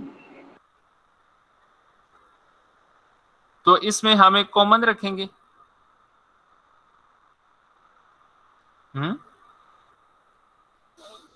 वो तो ऊपर आपने देखा ना, इंटीग्रेशन नहीं, हम इसका डेरिवेटिव देखें ना, मौजूद है। डेरिवेटिव ऑफ साइन वाई क्या है? सर कॉस तो 1। log of sin cos. y आएगा। हाँ, तो डायरेक्टली इसका आएगा ना। देखिए ना, इंटीग्रेशन ऑफ 1 ओवर एक्स का माइनस तो नहीं आएगा, इसका डेरिवेटिव ऊपर मौजूद है ना, तो इसका सेम डेरिवेटिव ऊपर मौजूद है। तो इंटीग्रेशन ऑफ 1 ओवर एक्स और integration of cos over sine x, आपके पास directly natural log of sine y आ जाएगी। ठीक है, इज इक्वल टू सी। तो अब ये देखें, आप इस 2 को सिर्फ लेके जा सकते हैं, नया कांस्टेंट बन जाएगा, बट आपके पास जो है इसका यही आंसर है। ठीक है, x square over 2 plus y x plus natural log of sine y is equal to c. अब इसने यहाँ पे दूसरा मेथड जो मैंने आपको ये मेथड बताया, इसमें दोनों टर्म्स को हम क्या करते हैं? इंटीग्रेट करते हैं, m को और n को, और इनकी कॉमन टर्म्स को एक बार हम लिख लेते हैं। तो अब ये देखें, फाइनल जो आंसर आएगा, final answer 1 over 2 x square, जो कि 1 ओवर 2 एक्स स्क्वेयर हमारा आ रहा है, प्लस वाई एक्स आ रहा है। ठीक है, ये भी आ रहा है। अच्छा, plus natural log of sine y, natural log of sine y भी आ रहा है, is equal to c, is equal to c. तो इस फार्मूले से भी हमारा सेम आंसर आ रहा है। ठीक है, so is the general solution of the differential equation of example 2 हमारे पास ये आ, समझ आ गया? नेक्स्ट Yes, है sir. आई वीपी, एक हमारे पास इन्होंने एग्जांपल दी है, इनिशियल वैल्यू प्रॉब्लम, मीन के इसके साथ इनिशियल कंडीशन गिवन है। ठीक है, इनिशियल कंडीशन इसके साथ गिवन है, मीन के y इज इक्वल टू 1 है जब x क्या है आपके पास 0, यानी अगर x 0 है तो y आपके पास 1 आ रहा है, ठीक है। ये आपके पास x आपके पास 0 है और यहाँ पे y आपके पास क्या आ रहा है 1। तो उसके ऊपर आप इसकी वैल्यू निकालें तो वहां से फिर हम जनरल सोल्यूशन, यानी जब हमारे पास एंड पे ये चीज आ जाएगी जनरल सोल्यूशन, अब हम इसमें x की वैल्यू और y की वैल्यू पुट करें तो इस यानी हर जो आपके पास एग्जांपल है वो आईवीपी बन सके। मैं इस इक्वेशन में भी आपको दे सकता हूँ, ठीक है। यानी ये इक्वेशन के शुरू में मैं एक कंडीशन लगा दूं, सिंपल ऐसे ही है ना, कि यहाँ पे आप निकालें जी y of 2 is equal to 3, y of 2 is equal to 3 पे आप क्या करेंगे बेसिकली, अब यहाँ पे y इज इक्वल टू 3 और x is equal to 2 put करेंगे। यहाँ x 2 पुट करें, y 3 पुट करें, जो आपके पास आंसर आएगा वो c आएगा। अब उसको इसमें पुट कर दें अगेन, तो वो आपके पास जनरल सोल्यूशन विद IVP आ जाएगा। अब नेक्स्ट जो एग्जांपल 3 है, solve the I initial value problem, so which is 3 e to raise power x y plus x dx plus e to raise power x dy is equal to 0, where y of 0 is equal to 1, mean y is equal to 1 when x is equal to 0, ये given है हमें। So the given differential equation is not exact because this is if m and this is n, so we want to calculate my and nx. If we take the my, this is with respect to y अगर मैं लूँ तो ये आपके पास constant हो जाएगा 3 e to raise power x, y का integral 1 आ जाएगा प्लस x का 0 आ जाएगा, ठीक है। तो आपके पास ये टर्म आ गई जो कि इक्वल है my की, और n x का जब हम विद रिस्पेक्ट टू x करेंगे तो ये आ जाएगा e to raise power x। अब ये देखें e to raise power x, e to raise power x, बस यहाँ पे 3 एक्स्ट्रा है, तो इसका क्या मतलब हुआ कि ये दोनों इक्वल नहीं है, ठीक है। दोनों इक्वल नहीं है तो नॉन एग्जैक्ट है, तो नॉन एग्जैक्ट को अब हमने एग्जैक्ट करना है, तो इस पे क्या करना है, वही रूल, रूल नंबर 1 क्या है, nx माइनस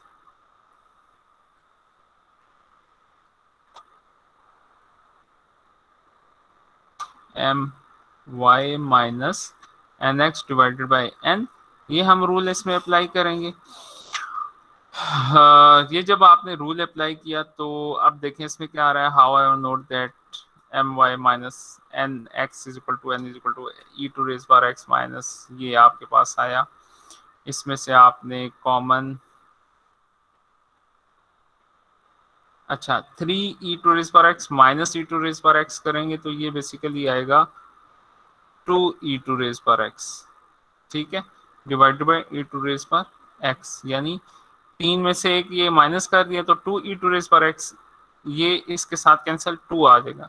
तो अब ये भी मेरे पास आंसर ठीक है, यानी x टर्म्स के साथ आ रहा है। अब इसका 2 का मतलब ये हो सकता है 2x की पावर 0, ठीक है। तो x की पावर 0 मीन x की पावर 0 1, इसलिए 2 multiply by 1 is equal to 2, मतलब इसमें x टर्म मौजूद है, ठीक है।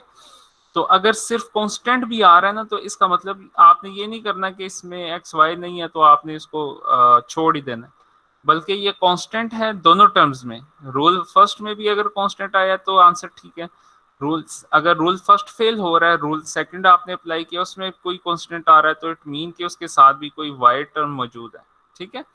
तो ये हमारा आंसर ठीक है। तो अब आपके पास जो इंटीग्रेटिंग फैक्टर आया है वो बेसिकली क्या होगा, e to raise power summation of integral of, आपने इसका 2 करना है तो e to raise power 2x आपके पास आ गया। इंटीग्रेटिंग फैक्टर हम कैसे फाइंड करते हैं, सिंपल एक्सपोनेंशियल इंटीग्रल 2 dx, ठीक है। तो इसका देखें अब क्या आएगा, 2 का 2 ही आएगा, 2x आएगा, इसका इंटीग्रल 2x आएगा, तो e to raise power simple 2x आ गया। अब ये मेरे पास इंटीग्रेटिंग फैक्टर है, इसको अब मैंने मल्टीप्लाई करना है इक्वेशन 1 के साथ जो कि गिवन है मुझे ये। So multiply this integrating factor with 1, we will get this equation.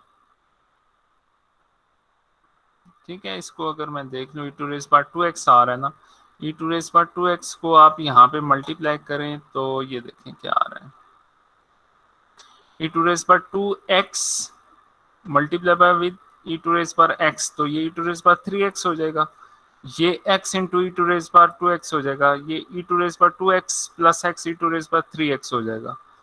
तो अब यहाँ पे देखें, ठीक है, x e⁻2x e⁻3x e⁻3x 3 और साथ y, तो अब ये न्यू y है और ये न्यू मेरे पास m है। अब चेक करें इसमें, अगेन जब आप इसका वो निकालेंगे तो इसका डेरिवेटिव तो e⁻3x आ रहा है इंटू 3। अब ये देखें, इसका जब आप डेरिवेटिव लेंगे with respect to n x, for example मैं कहता हूँ तो x है, तो derivative of e⁻x is 3 as it is, और अगेन अब इसका आप डेरिवेटिव करेंगे तो ये 3 आ जाएगा। ठीक है, तो 3 e⁻3x ठीक हो गया।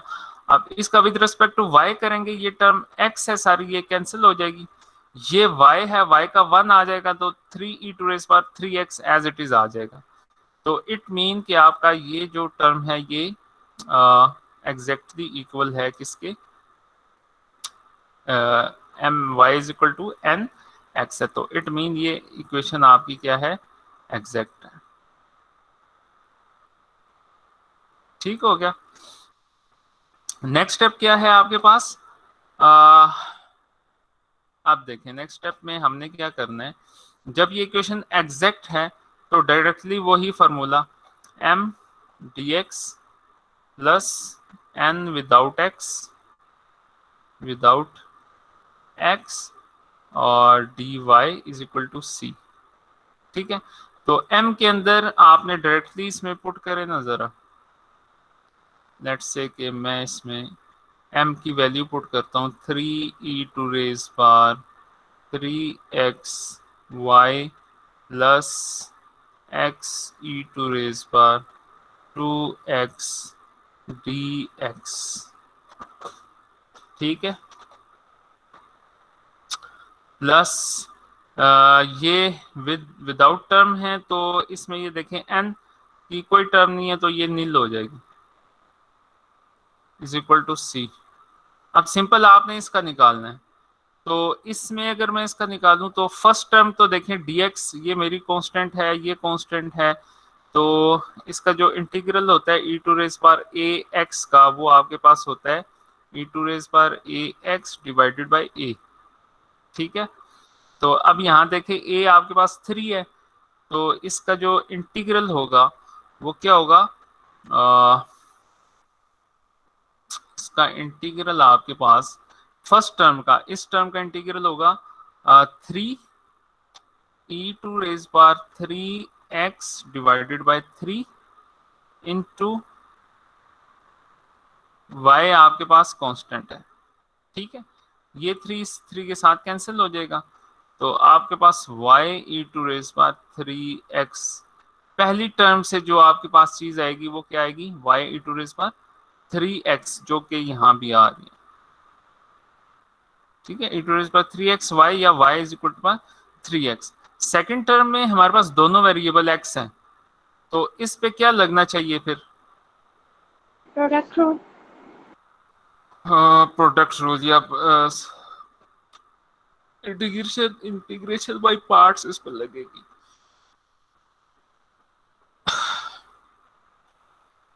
तो इंटीग्रेशन बाय पार्ट्स इसमें आप करें तो क्या होगा, तो लेट्स से कि मैं इसको क्या देता हूँ x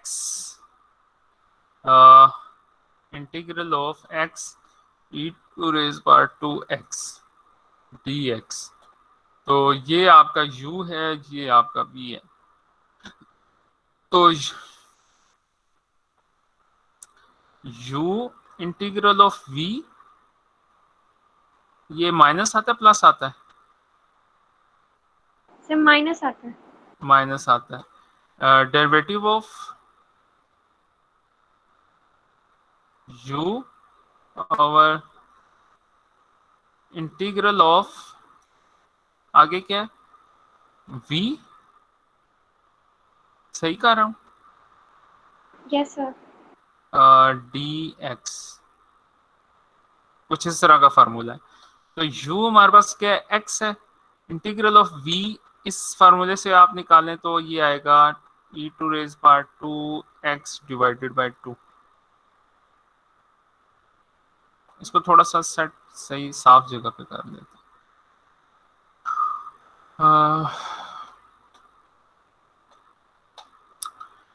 इसको मैं रेज करता हूँ और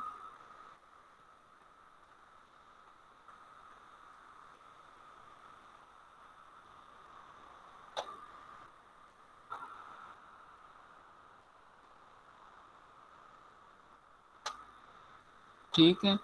अब करते हैं, पहले तो प्रोडक्ट रूल क्या है। प्रोडक्ट रूल देखें, u v के ऊपर अगर मैं लगाऊं तो u integral of v D x minus integral into D you over D x integral of v D x और बाहर आपके पास डी एक्स। ठीक है, पहले ये ब्रैकेट सॉल्व होगी, फिर ये इंटीग्रेशन सॉल्व होगी। अब इसमें देखें u आपके पास x है हमारे पास, और v आप ले लें e टू रेज पर 2x। u और ये v आपके पास, इसको हम कहते हैं u और इसको कहते हैं v।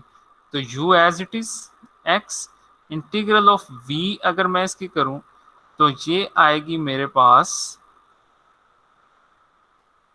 e to raise power 2x divided by 2, यानी इस फार्मूले से अगर मैं इसको निकालूं तो 2x डिवाइड बाई 2, ये आपके पास सोल्व होगी, माइनस इंटीग्रल आपके पास वैसे आएगा डी डेरिवेटिव ऑफ u क्या है हमारे पास x है, तो इसका 1 आ जाएगा, into integral of v, again integral आप इसका निकालें तो ये आएगा e to raise power 2x divided by 2।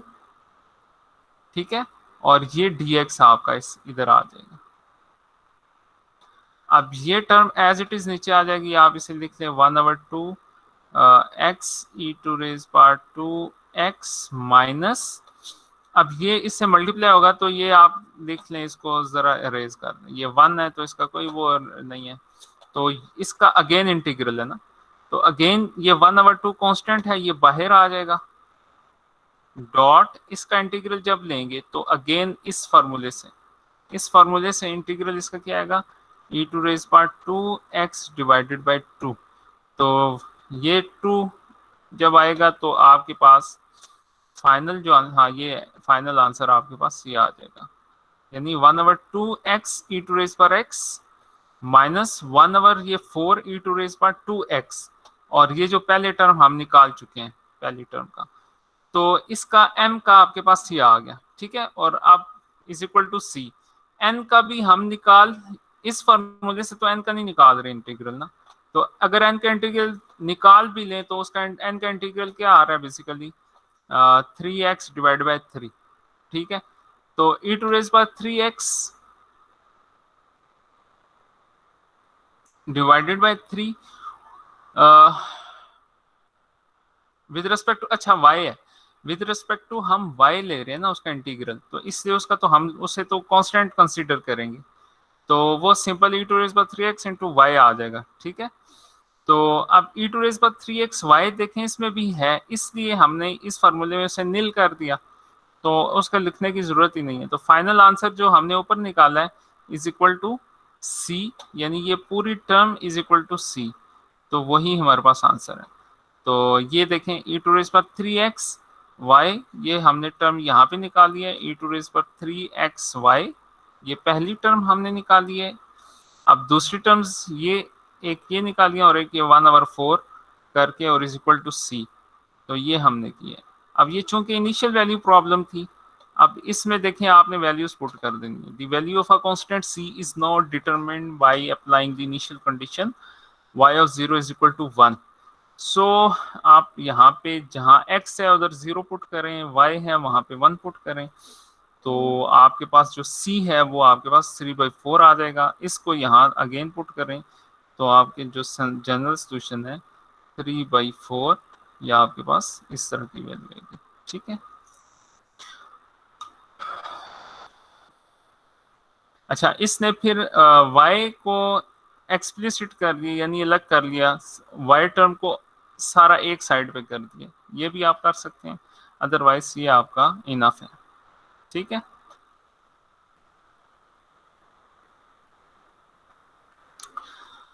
given that the non-exact differential equation has an integrating factor, अब ये जरा ट्रिकी क्वेश्चन है, ये इस तरह ट्रिकी है, इसमें हमें उससे इंटीग्रेटिंग फैक्टर पहले से बताया हुआ है, बट वो वेरिएबल की फॉर्म में, यानी x of a y of b एक हमारे पास इंटीग्रेटिंग फैक्टर है, बट a b की वैल्यूज हमें नहीं पता, इनकी पावर्स क्या है, तो ये हमें फाइंड करनी है। ठीक है, सो एक हमें इक्वेशन गिवन है क्वेश्चन, और साथ इंटीग्रेटिंग फैक्टर गिवन है कि जो इस क्वेश्चन है इसका इंटीग्रेटिंग फैक्टर बेसिकली आपको गिवन है, आप उसको निकाले नहीं, बल्कि वो क्या है, वो XA और YB है। ठीक है, अगर आप इसको इसके साथ मल्टीप्लाई करते हैं तो आप इजीली इसका कहता है कि आप इंटीग्रेटिंग फैक्टर इसका निकाल सकते हैं, बट वो हम कैसे निकालेंगे, देखें हमें ये तो पता है ना, My इज इक्वल टू क्या होता है, NX होता है, तो हम इसी चीज से निकालेंगे इसको। ठीक है, इसी से ही हमें ये A और B के जो अननोन है ये यहाँ से पता चलेंगे, फिर हम उसको उसमें फाइंड करेंगे, फिर आप जो है इसको जनरल सोल्यूशन के तरीके से जो हमने ये ऊपर फार्मूला लगाया है इसके साथ आप इसको सॉल्व करेंगे इस फार्मूले के साथ। ठीक है, now positive integer a b, find the general solution of this equation. So the given equation has the integrating factor of the form a x power a y power b for some positive integers a and b. So a and b are positive, not negative. Find the general solution of the equation. Since there exist positive integer a and b such that ax yb is an integrating factor, multiplying the differential equation through by this expression. So अब जब उससे कहा है कि ये आपका integrating factor है, तो हमें बजाय इसको एग्जैक्टनेस इसकी चेक करने के या हमें ये चेक करने के कि इसका इंटीग्रेटिंग फैक्टर क्या है, हमने डायरेक्टली इसको मल्टीप्लाई कर देना है इसके साथ। उसने दिया हुआ है ना इंटीग्रेटिंग फैक्टर, तो हमें पता है इंटीग्रेटिंग फैक्टर से अगर मैं इसको मल्टीप्लाई करूंगा तो ये एग्जैक्ट इक्वेशन बन जाएगी। So we multiply this integrating factor through the equation 1। So this gives us, अगर मैं इसको x a और y b को मल्टीप्लाई करूं 5 x y स्क्वायर के साथ मल्टीप्लाई बाय x a और y b के साथ, तो देखें क्या होगा। देखिए अगर मैं x square multiply by x square करता हूं तो होता क्या है आपका x2 + 2, ऐसे ही होता है ना, या आप देखें x स्क्वायर प्लस x की पावर a आप करते हैं तो आपको क्या करना चाहिए, x a + 2। ठीक है, यानी पावर्स आपस में प्लस हो जाती हैं अगर बेस सेम हो। तो यहाँ बेसिकली आप देखें क्या हो रहा है, 5xa, तो 5xa + 1। ठीक है, और y बेस सेम है, yb + 2, तो ऐसे लिख सकते हैं। तो ये बेसिकली वही चीज लिखी हुई है। 5 को हमने इस क्लास को मल्टीप्लाई किया है किसके साथ, एक्स ए और वाई बी के साथ, तो ये आ गया। इसी तरह अगर जब मैं इस 2y को करता हूँ तो 2a x की power a as it is आ जाएगा, yb + 1 आ जाएगा। ठीक है, ये आपके पास आ गया dx +3, ये भी वो ये अब x a + 2 y b + 1, x a + 2 y b + 1 minus x a + 1, और इसके साथ y टर्म नहीं है इसलिए y b as it is इसके साथ आ जाएगा। अब ये देखें ये हमारे पास m है। अब अब हम क्या करते हैं नेक्स्ट स्टेप में, जब हमने इसको मल्टीप्लाई कर दिया, अब हम इसकी दोबारा एग्जैक्टनेस चेक करते हैं ना कि ये एग्जैक्ट है या नहीं है। तो ज़ाहिर बात है जब हम इसे इंटीग्रेटिंग फैक्टर से मल्टीप्लाई कर देंगे तो ये एग्जैक्ट होनी चाहिए इसको। बट अब इसमें हमें ए और बी अननोन है ना, तो हम इसकी सम टाइम ये हो सकता है कि आप लिख दें जी ये इंटीग्रेटिंग फैक्टर हमने मल्टीप्लाई किया, अब ये एग्जैक्ट है, ये नॉन एग्जैक्ट नहीं है, ठीक है, इतना भी काफ़ी है। बट जब इसमें ये आपको वेरिएबल्स गिवन है ए और बी अननोन है, अब आपने इसकी एग्जैक्टनेस तो लाजमी फाइंड करनी है। उसकी वजह क्या है कि आपने ये अननोन फाइंड करनी है। सो ये मेरे पास न्यू एम है, और ये आप इसको छोड़ें कि ये इसने बार दी हुई है, इसको आप एम और एन ही कहें, ठीक है। ये बेसिकली बार इसलिए दे रहा है कि अब ये न्यू एम और एन बन गए, ठीक है, after multiplying with integrating factor. First उसने इसको कहा है ये एम है ये एन है, जब इंटीग्रेटिंग फैक्टर से मल्टीप्लाई किया अब ये एम बार कह दिया इसने, एन बार कह दिया, तो आप बार बेशक ना लगाएं इसमें, ठीक है। सो अब क्या होगा, हमने एम वाई और is equal to n x करते हैं ना, यानी अगर तो ये एग्जैक्ट है इसका मतलब ये है कि m y must equal to होगा एन एक्स के साथ, ठीक है। तो अब एम वाई यहां से निकालें, क्या बनेगा, सो एम वाई अगर मैं यहां से इक्वल होगी एन एक्स के साथ, तो m y with respect to y अगर मैं इसका इंटीग्रल करूं तो ये देखें मेरे पास क्या आएगा, ये एक्स है कांस्टेंट है, 5 भी कांस्टेंट है, तो y का आपके पास क्या हो जाएगा, y की पावर शुरू में आ जाएगी और -1 इसमें हो जाएगा, तो b +1 रह जाएगा, ठीक है। इसी तरह इसमें विद रिस्पेक्ट टू y, तो 2x a कांस्टेंट है, y की पावर शुरू में आ गई और y की पावर b एक -1 हो जाएगा जब इसका हम डेरिवेटिव लेंगे, तो यानी पावर रूल इस पे लगेगा, a x a-1, हम ऐसी x की डेरिवेटिव लेते हैं ना, इसी तरह y की अगर हम लें a तो a-1, ठीक है। तो विद रिस्पेक्ट टू y करेंगे तो पावर इसकी शुरू में आ जाएगी, एंड y b-1, तो ये 1 -1 आपस में कैंसिल, तो b रह जाएगा हमारे पास, ठीक है। तो ये देखें ये b आपके पास रह गया।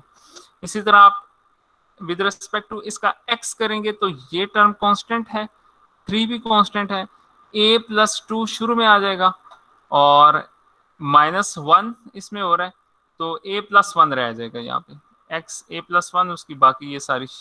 इसी तरह ये कांस्टेंट है, ये चीज़ अगेन दोबारा बनेगी और ये +1 भी इसमें ख़त्म हो जाएगा, ठीक है। ये समझ आ गई, यस सर। हाँ गुड। तो हम जब इस अब देखें इसको, आपने क्या करना है, ये टर्म देखें x a+1 y b+1, यहाँ भी आ रही है x a+1 y b+1, और दूसरी टर्म आ रही है a x की पावर a y की पावर b और x की पावर a y की पावर b।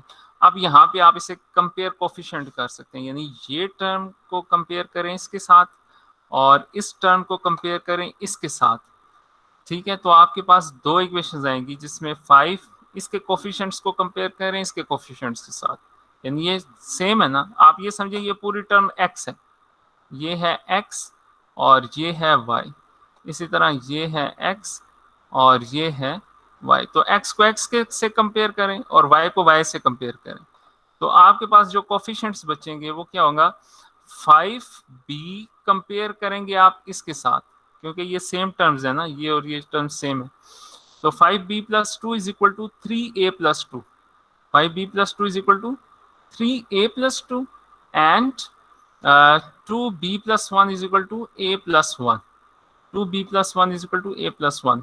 ये माइनस भी है शुरू में लेकिन दोनों जगह माइनस है इसलिए हम नहीं लिख रहे, अगर एक जगह माइनस होता फिर हम लिखते, ठीक है। तो इसलिए हम ये दोनों जगह माइनस है तो वो आंसर सेम ही आएगा। अच्छा, अब यहाँ से इसको साइमल्टेनियसली आप सॉल्व करें, यहाँ से आप पहले ए की वैल्यू निकाल लें, तो ए आपके पास क्या आया, लेट्स से कि इधर से ए की वैल्यू आप निकालें 2b+2 और ये ए इस तरफ आएगा -1, तो ए आ जाएगा आपके पास 2b+1। तो इस ए की वैल्यू को पुट करें इस जगह पे, ठीक है। यहाँ से आपके पास बी निकल आएगा, तो बी आपके पास जो आएगा वो है 1 और ए आपके पास 3 है। यानी साइमल्टेनियसली इसको आप सॉल्व करें ना, यहाँ से या बी की किसी एक इक्वेशन से ए या बी की वैल्यू निकाल के दूसरी में पुट करेंगे तो आपके पास आंसर निकल आएगा, ठीक है। For example a plus b is equal to 3 given है और a plus b is equal to 2 given है। तो इसमें देखें आप ए की वैल्यू निकालें ना, ए की वैल्यू क्या आएगी, इसको सर ले जाए 2 - बी, इस ए को पुट करें इसमें अब, तो ये बनेगा 2 - बी प्लस ये प्लस बी भी कैंसिल हो रहा है तो इसको छोड़ें, बल्कि 2b कर लें इसको, ठीक है। तो a is equal to 2b आ रहा है तो इसमें पुट करेंगे, यानी एक इक्वेशन को सॉल्व करेंगे दूसरी में आपका क्या होगा, आंसर आ जाएगा। तो ये मैं नहीं कर रहा, ये आप खुद ही कर लें इसको।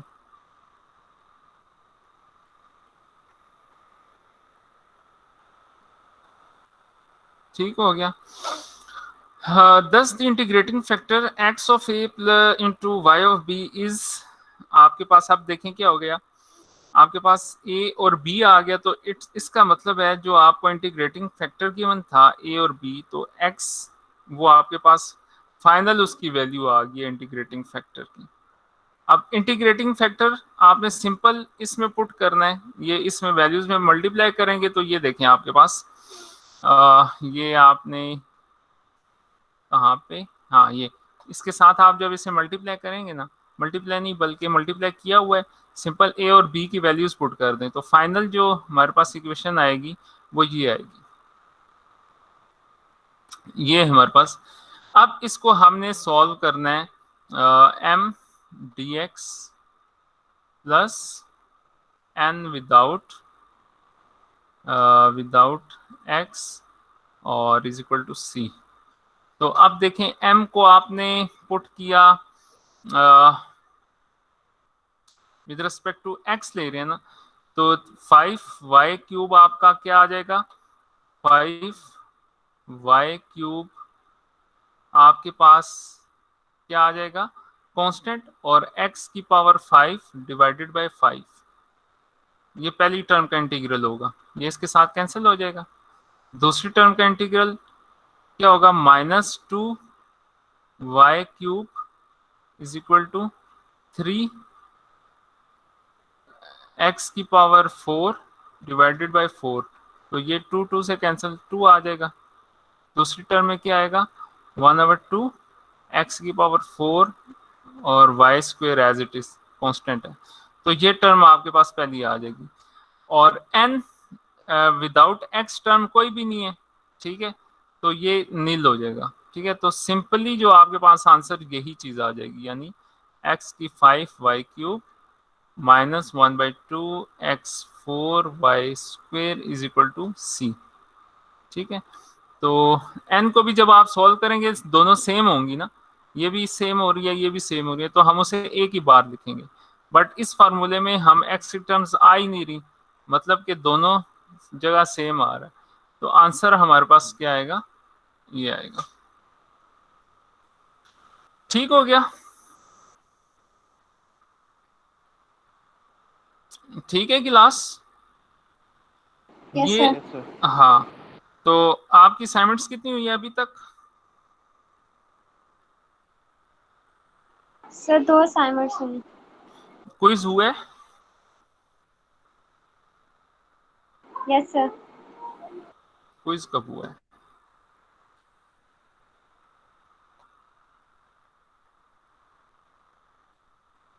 सर वो जो फर्स्ट असाइनमेंट थी वो आपने क्विज बोला था कि वो क्विज है।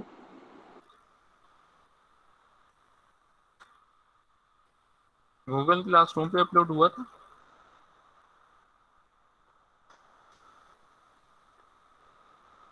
Yes sir. अच्छा, क्विज के नाम से? यस सर, क्विज 2 के नाम पे। ठीक है। चलें चेक कर लेते हैं। LCS repeat differential equation, quiz 2, अच्छा क्विज 1, 2 क्विज हुए हैं, असाइनमेंट 1 हुई है। असाइनमेंट 1 कैसे हुई है? असाइनमेंट तो मैंने आपको पीछे भी दी थी, उससे पहले भी दी थी, या अपलोड नहीं हुई?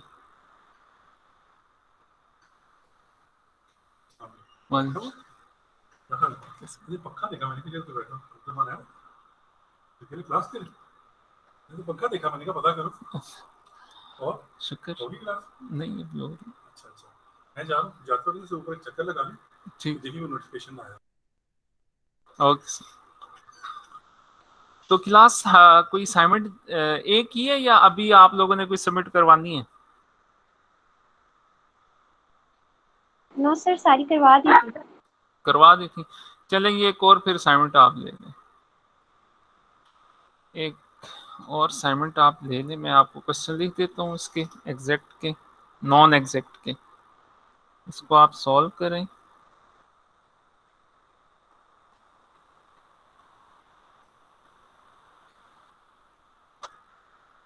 Assignment number 2,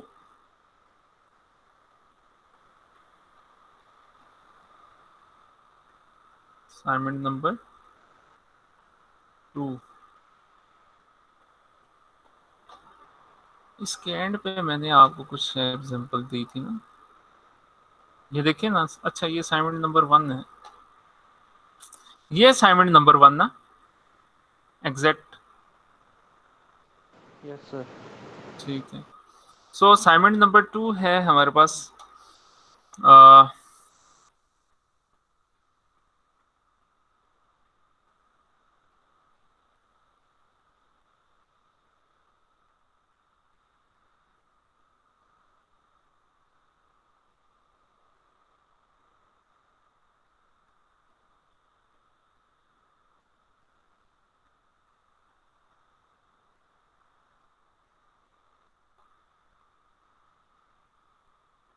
assignment number 2 is find out the general solution. Question आप लोग खुद ही लिख लिया करें। ये है हमारी for non exact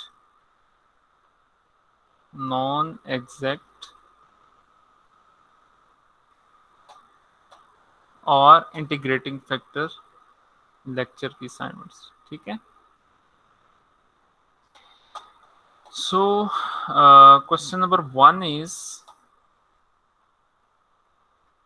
y dx plus x square y minus x dy is equal to 0।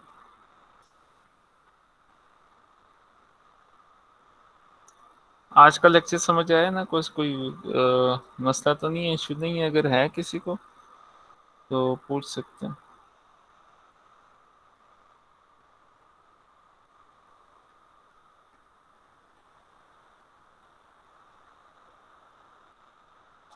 Question number 2 is, इसका स्क्रीनशॉट ले लें अपने पास, क्योंकि बाद में शायद ये फिर, या इसको मैं अपलोड कर दूंगा। यही पीडीएफ की फाइल इसी में एडिटेड जो है, इसको मैं अपलोड कर दूंगा, उसमें से आप फिर देख लें। Question number 2 is x y square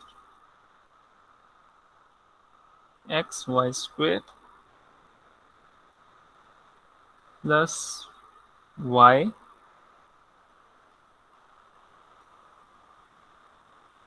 d x minus x d y is equal to 0।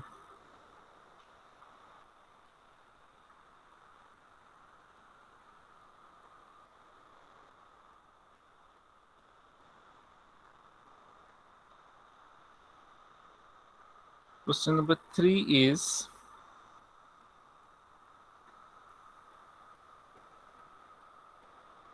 x square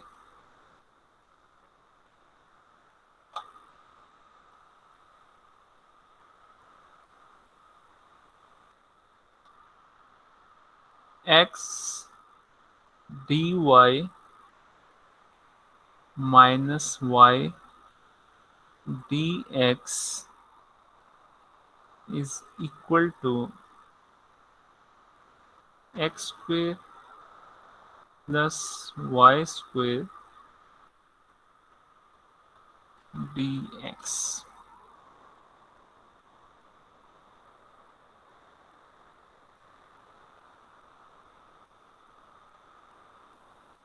And 4 is x square plus x minus y dx plus x dy is equal to 0. ठीक है, ये 4 question है, इसको as a assignment 2 आप solve कर लें। किसी का क्वेश्चन है तो वो अभी से पूछ ले।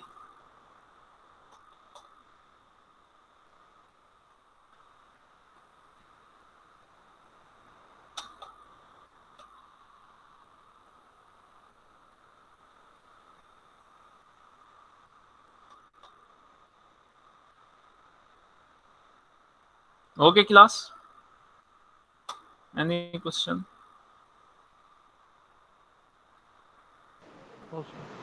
Okay, send your name and roll number and you can leave. Anyone who didn't send her roll number, kindly send and you can leave.